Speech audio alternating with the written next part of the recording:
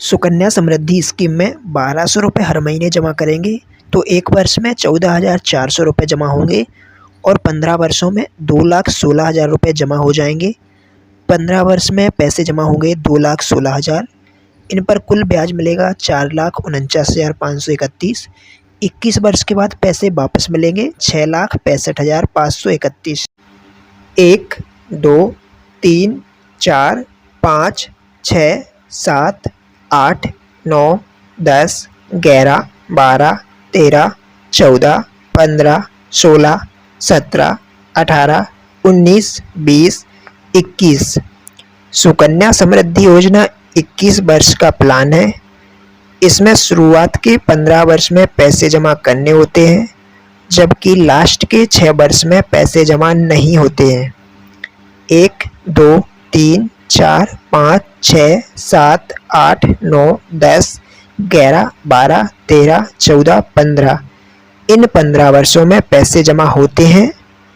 1, 2, 3, 4, 5, 6। इन 6 वर्षों में पैसे जमा नहीं होते हैं।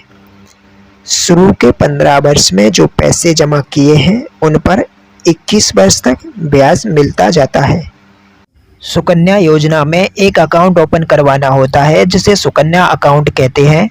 पोस्ट ऑफिस या बैंक में यह अकाउंट ओपन करवा सकते हैं। 0 से 10 वर्ष की बालिका के नाम पर उनके माता पिता यह अकाउंट ओपन करवाएंगे।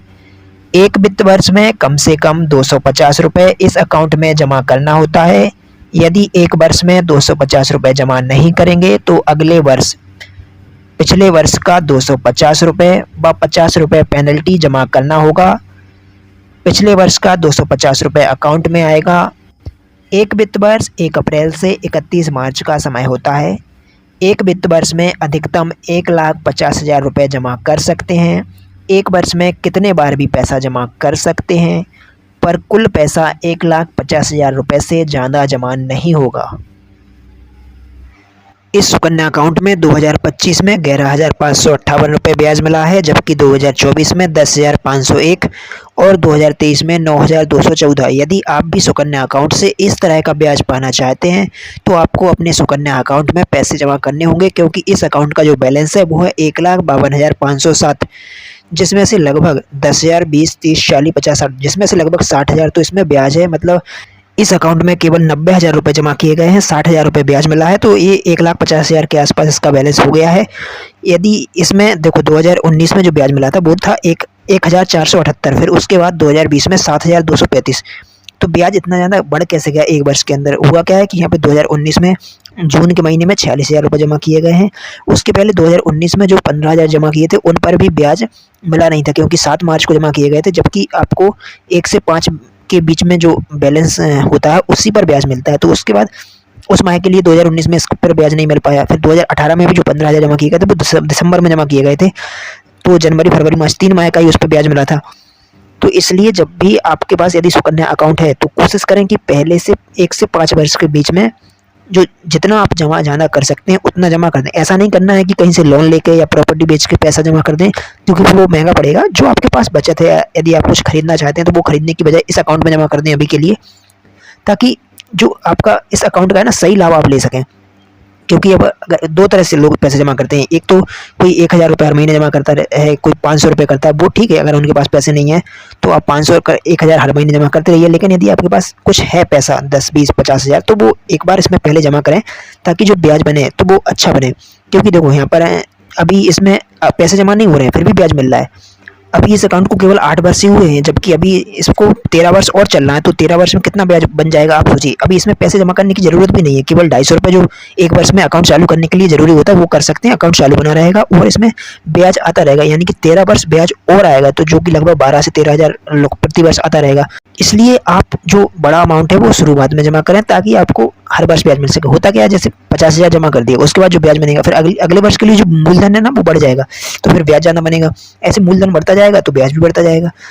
इस अकाउंट का जब बैलेंस कम था तो इसमें 1,478 ब्याज मिला, लेकिन जैसे ही इसमें 15,000 फिर 46,000 रुपये जमा किए गए, यानी कि 76,000 रुपये जमा किए गए, तो इसका जो ब्याज है वो 7,235 पहुँच गया। फिर उसके बाद इसमें पैसे जमा नहीं हुए, लेकिन उसका जो ब्याज है वो उसके आधार पर जो बैलेंस है वो बढ़ता जा रहा है। तो अगले वर्ष 2020 में 7,235, उसके बाद 2021 में 7,958, यानी कि 700 रुपये ब्याज बढ़ गया।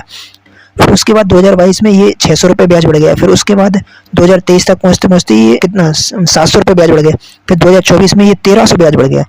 उसके बाद 2025 में ये 1000 ब्याज बढ़ गया। तो इसके ब्याज में प्रति वर्ष वृद्धि हो रही है, क्योंकि 11,558 को हटा दें तो उसके पहले जब 2024 में ब्याज आने के बाद जो अकाउंट का बैलेंस होगा वो 1,41,000 होगा।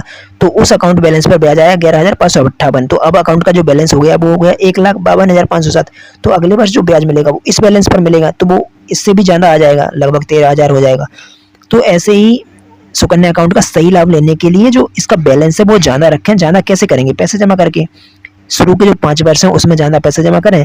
उसके बाद फिर कम अकाउंट को चालू रखने के लिए 250 रुपये प्रति वर्ष जमा करने होते हैं। फिर उसके बाद चालू रखने के लिए करते जाएं 250 रुपये।